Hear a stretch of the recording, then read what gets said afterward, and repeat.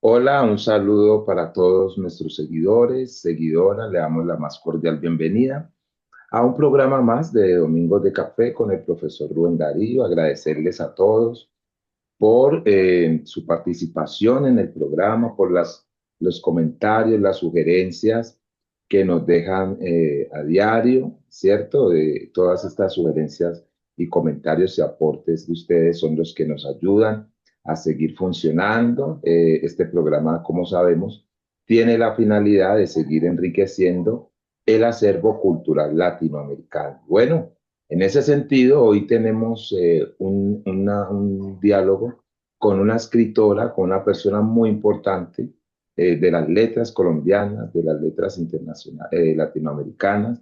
Se trata de Irene Vasco, ella es de Bogotá, es colombiana, es escritora, formadora de lectores, licenciada en literatura, ha publicado numerosos libros para jóvenes, niños, dedica pues gran parte de su vida a realizar talleres en torno a la lectura y a la construcción de lectores. Frecuentemente participa en programas estatales, institucionales dirigidos a comunidades indígenas y campesinas remotos, dándole un énfasis en la ciudadanía y la responsabilidad social. A menudo es invitada a congresos y seminarios como conferencista, ¿no? Internacional, además de ser pues especialista en literatura infantil y juvenil, también es traductora del portugués, francés y español. Entre estos autores que ha traducido la escritora, la maestra Irene, se encuentra La Cofradia, este de Rubén Fonseca, La Cofradia de las Espadas. Menciono a este Irene porque él es uno de mis autores pues preferidos. Tenemos que ha publicado pues como decíamos un número interesante de obras, entre ellas se destacan Don Salomón y la Peluquera, Conjuros y Sortilegios, como todos los días, En la Sala de Espera, Cuentos de Navidad, Simón quiere perder el año, ¿sí? Mambrú perdió la guerra. Y bueno, para nosotros es un placer poder contar con Irene. Bienvenida, Irene. Gracias, profesor, eh, por esta honrosa invitación. Qué bueno conversar con usted. Bueno, entonces comencemos pues preguntándote y conociendo más que todo un poco de Irene, ¿no? ¿Quién es Irene Vasco? ¿Cuáles son como sus intereses en la inicial, en la niñez, en la infancia? ¿Cómo era esa relación, Irene? ¿Cómo empezaste a acercarte a los libros y a través de cuál fue esa persona o algo que te acercó a ellos? Bienvenida. Gracias. Bueno, mi casa estuvo siempre llena de libros. Soy de una familia muy lectora.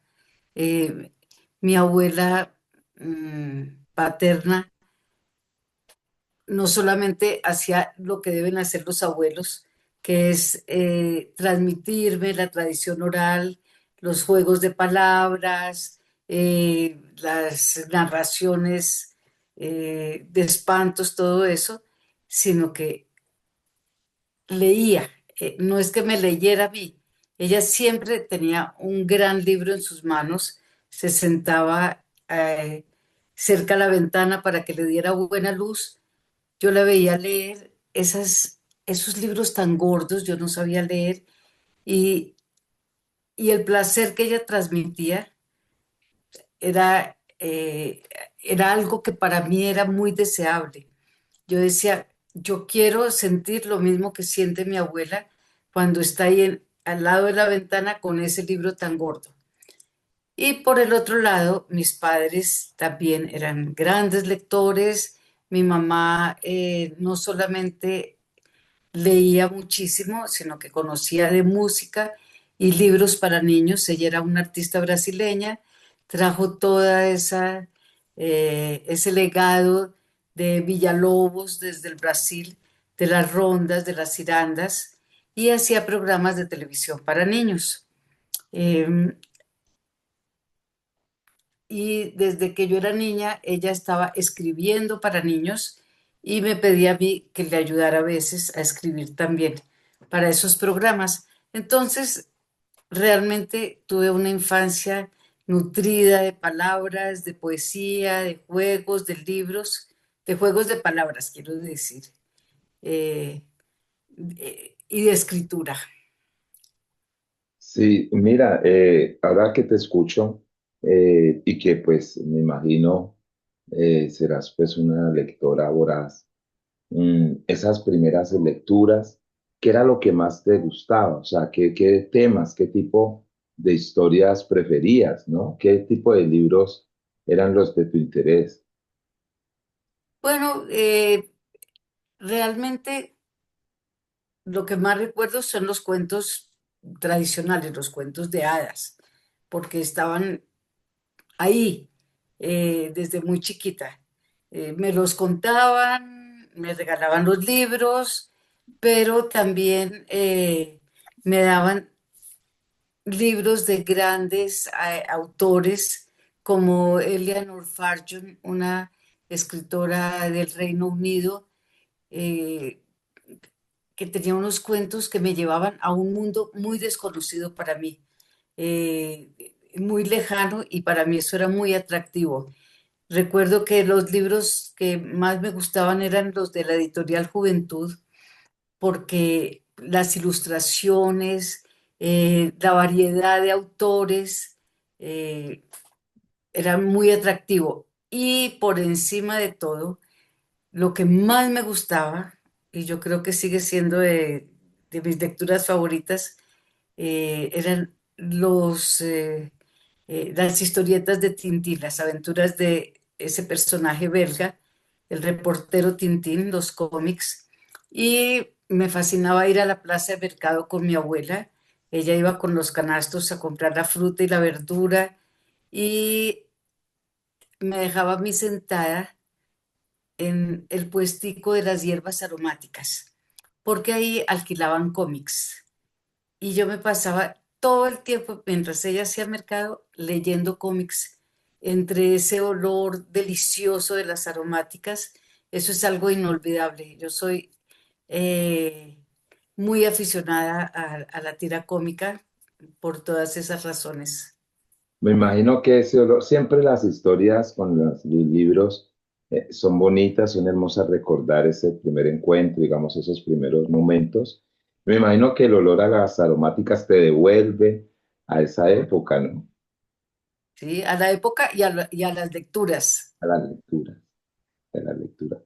Bien, Irene, si tú pudieras, si te tocara, digamos, a partir de tu experiencia con los libros, con la literatura, definirla, ¿no? Que para ti, ¿qué sería la literatura y qué significa leer textos literarios? Porque mira que los textos literarios como que parece que tuvieran un contrato con el lector, ¿no? Que para poder adentrarse a este tipo de textos hay que tener como que cierta complicidad, diría yo, entre el autor y el lector. ¿Qué es la literatura y cómo entrar a los textos literarios? Bueno, es que yo creo que cualquier respuesta que dé va a sonar a algo ya muy manoseado, muy reiterado, porque eso es lo que decimos en todos los talleres, en todos los encuentros sobre la lectura, pero pues así es. Es, por un lado, es un enorme placer para mí. No sé si es para todo el mundo, pero para mí es el placer. Comenzar una novela que me atrape y que me mantenga, no sé, como en vilo durante 2 o 3 días mientras la acabo. Eso es algo que yo no tengo palabras para describir. Y lo otro que siento es que me lleva a otros lugares, que me puedo identificar con los personajes, me encuentro a mí misma. Bueno, son todas esas cosas que, que decimos siempre sobre la lectura. Yo la siento. ¿Cuándo decides escribir? Primero, a ver, de todas las lecturas que hacías, de todos esos discursos que te atravesaban, ¿cierto? Y que nos atraviesan, ¿en qué momento como que te lanzas?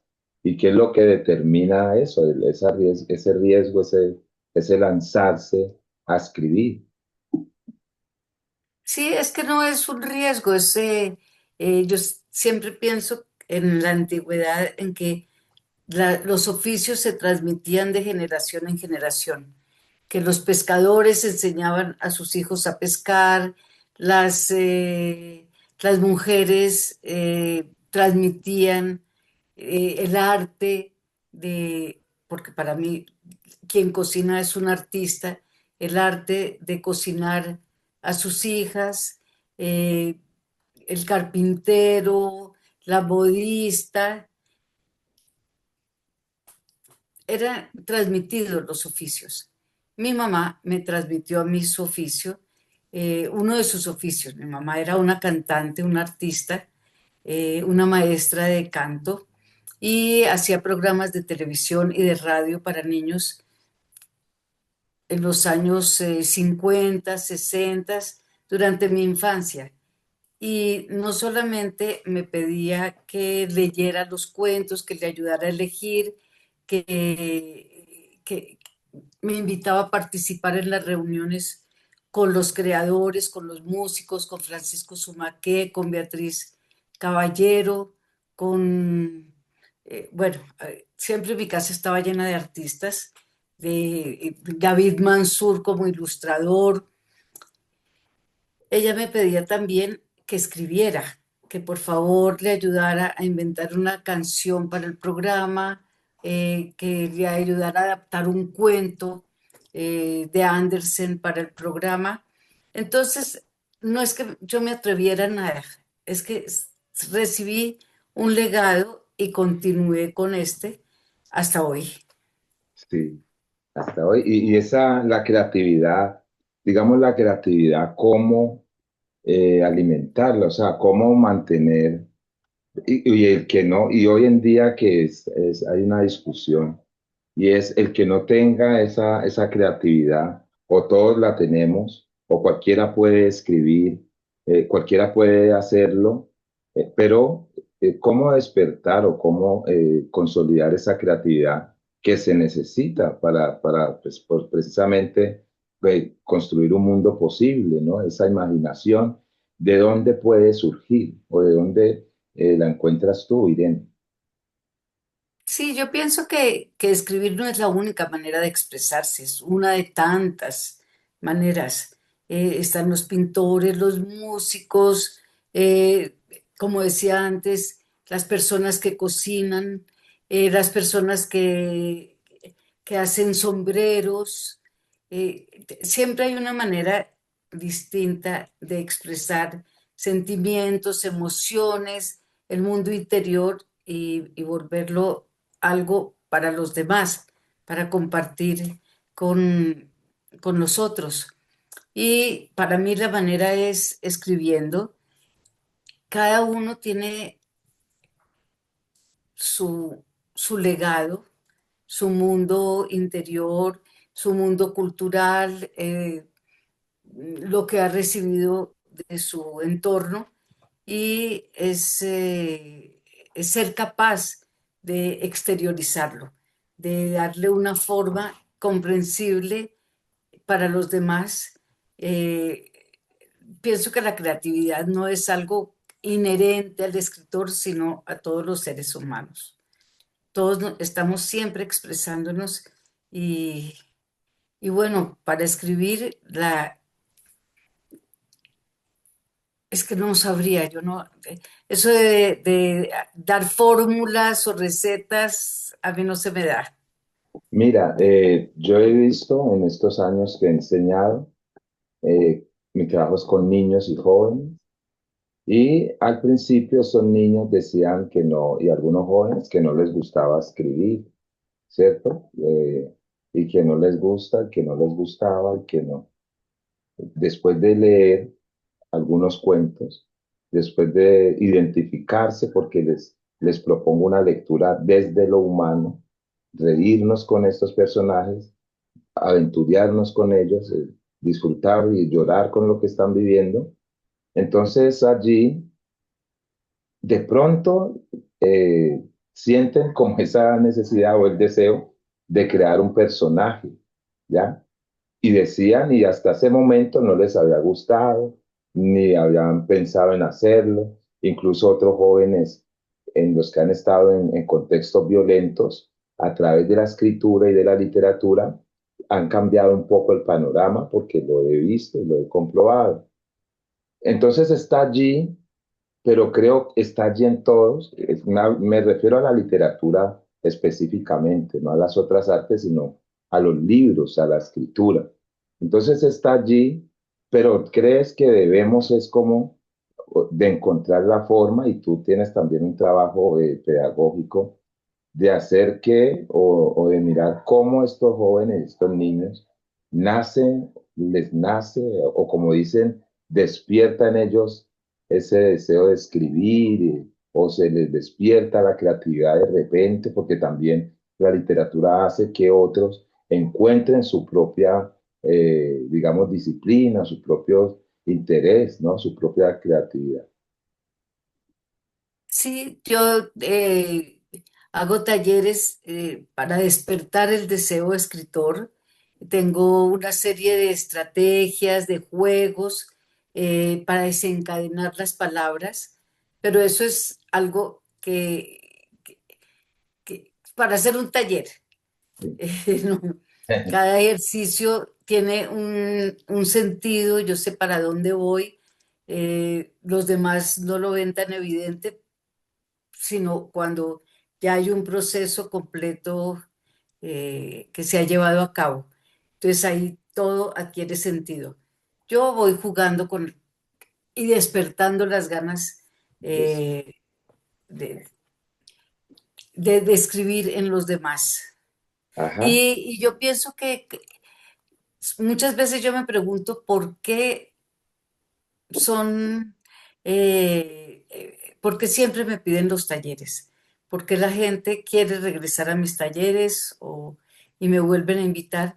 Y yo pienso que lo que yo hago, que lo que logro hacer, porque hay millones de talleristas y de talleres y de estrategias, eso está más que inventado, pero que lo que yo logro hacer como pedagoga, como tallerista, es que los demás vean que pueden hacer algo que no sabían que podían hacer, exacto, exacto, muy que sí hermoso. saben, pero que no sabían que sabían. Claro, es hermoso, es hermoso. Y mira, si, por ejemplo, si tuvieras que, digamos que cada libro, los que tienes un número bastante pues, alto, cada libro es una aventura, ¿sí?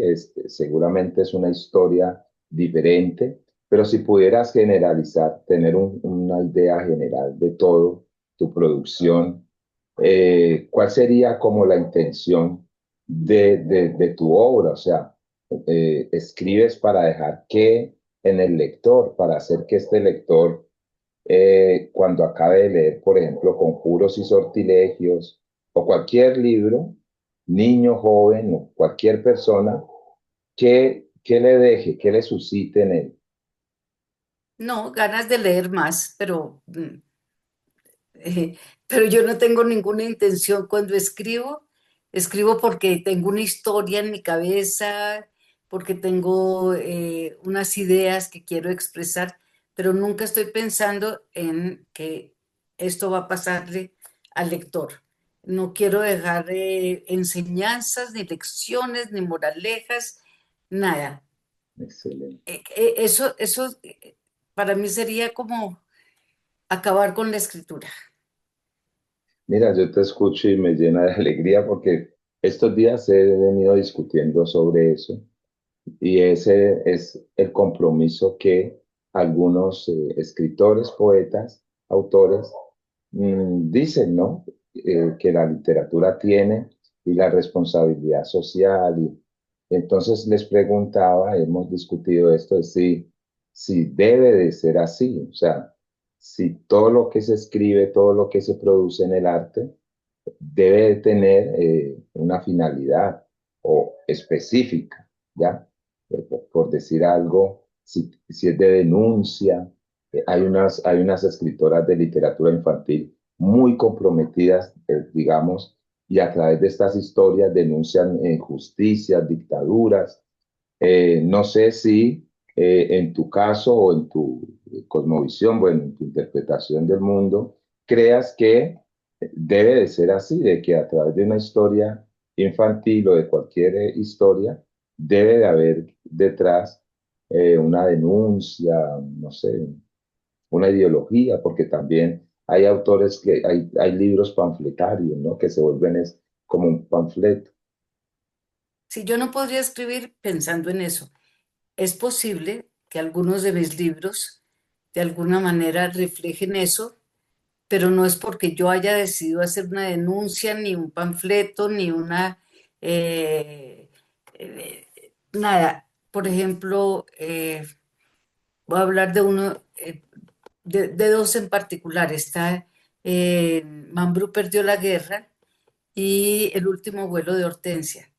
Son libros que van dirigidos a jóvenes lectores no tan chiquitos y en donde yo expongo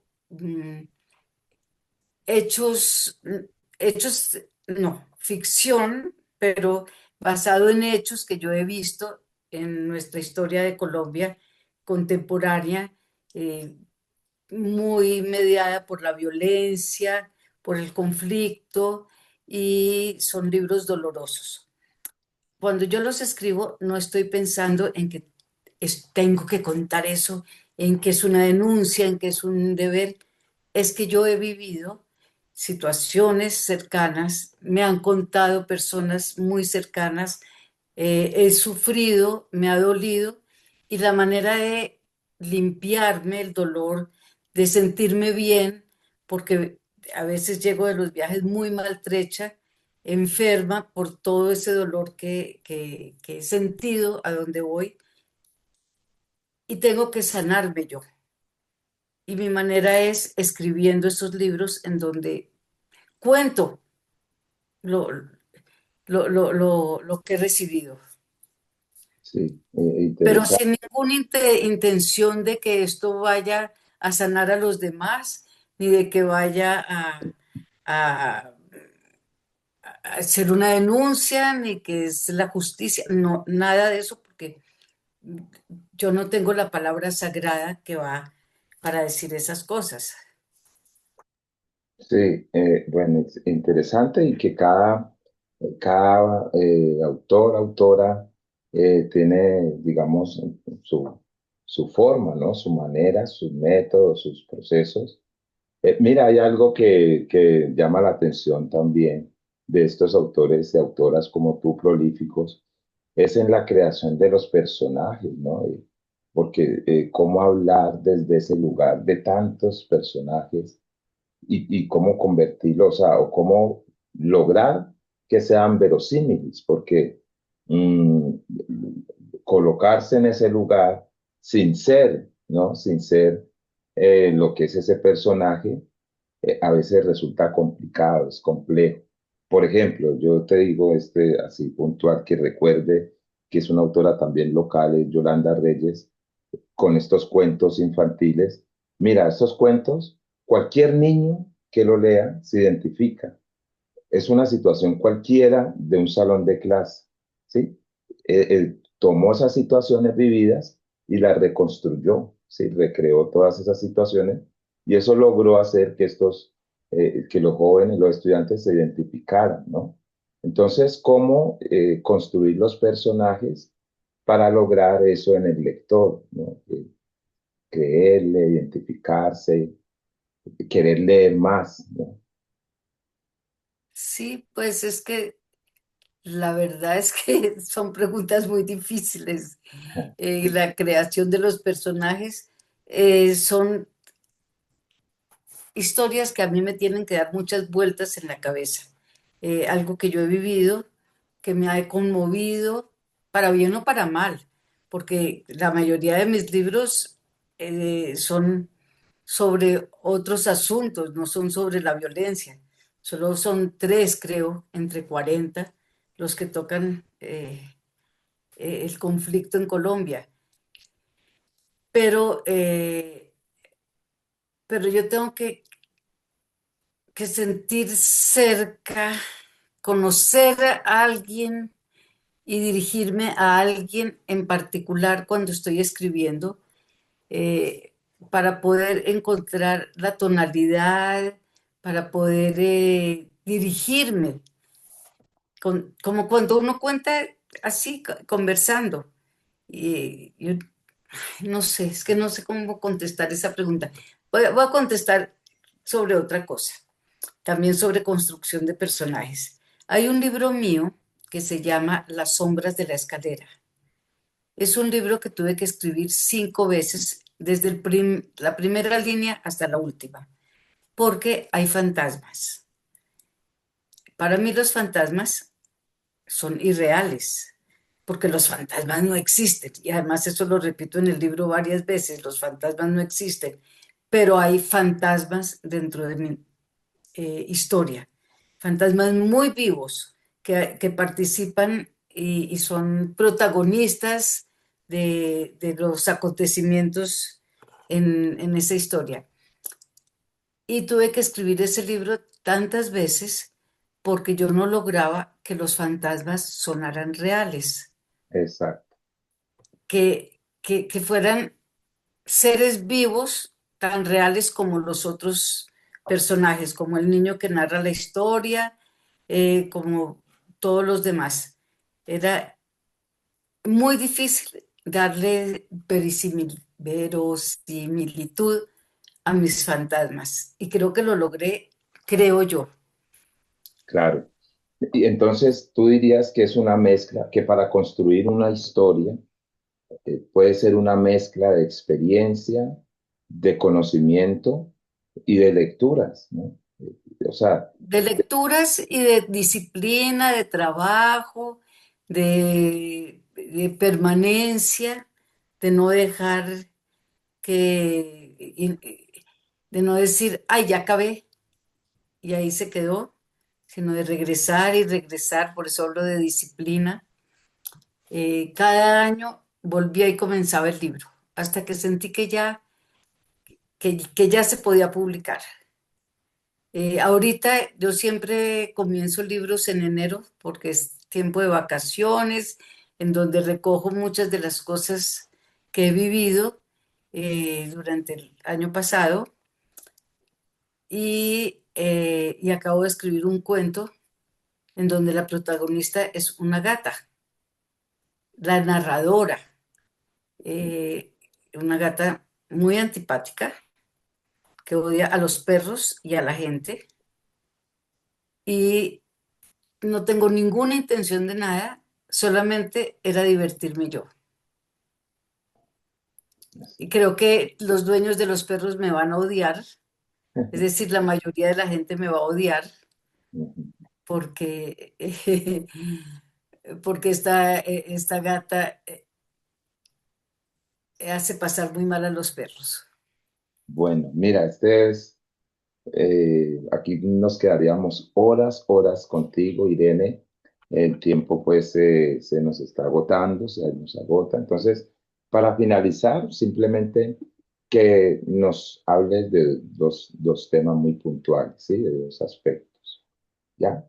El primero tiene que ver, digamos, con qué es que la literatura infantil, ¿sí? Si tú crees que el ponerle una categoría a la literatura está bien o está mal, o qué pasa con la literatura infantil. Y la otra es qué papel juegan hoy, en los tiempos que corren, las bibliotecas, ¿no? Las bibliotecas públicas, las bibliotecas, porque yo trabajo con las bibliotecas, porque yo tuvieras que de acá de este sector, ¿no? De mi zona, son muy pocos los docentes que seguimos llevando a los jóvenes a las bibliotecas, seguimos haciendo actividades en las bibliotecas públicas, seguimos estableciendo alianzas.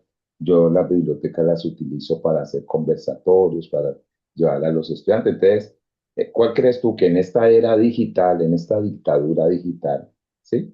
sea el papel de las bibliotecas y lo de la literatura infantil? Bueno, las bibliotecas para mí son lo más importante de la sociedad. Soy bibliotecaria no de estudios ni de profesión, sino de corazón, de convicción, de pasión. eh, y pienso que la biblioteca es el lugar del encuentro, el lugar de estar con no solamente las lecturas que nos hacen encontrarnos con nosotros mismos, sino es el lugar del encuentro con los otros lectores, con la comunidad. Yo desde hace más de 25 años soy promotora de una biblioteca rural en la costa Caribe y he visto cómo se ha transformado mi comunidad con esa biblioteca. Eh, es realmente el lugar no solo del encuentro, sino de la transformación, transformación personal, transformación social.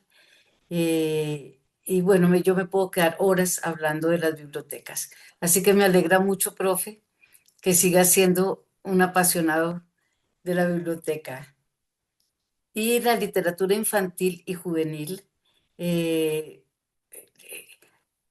si no hubiera eso, ¿qué leerían los niños y los jóvenes?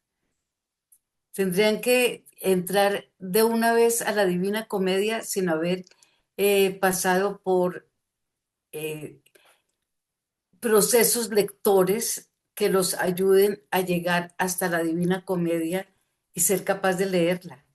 Tiene que haber procesos lectores. Y, así que la literatura infantil y juvenil es absolutamente necesaria para hacer esos tránsitos.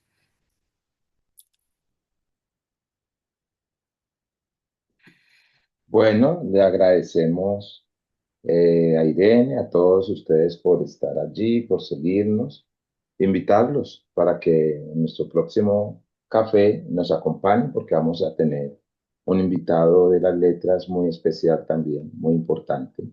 Irene, y bueno, un placer y seguimos en contacto. Muchas gracias.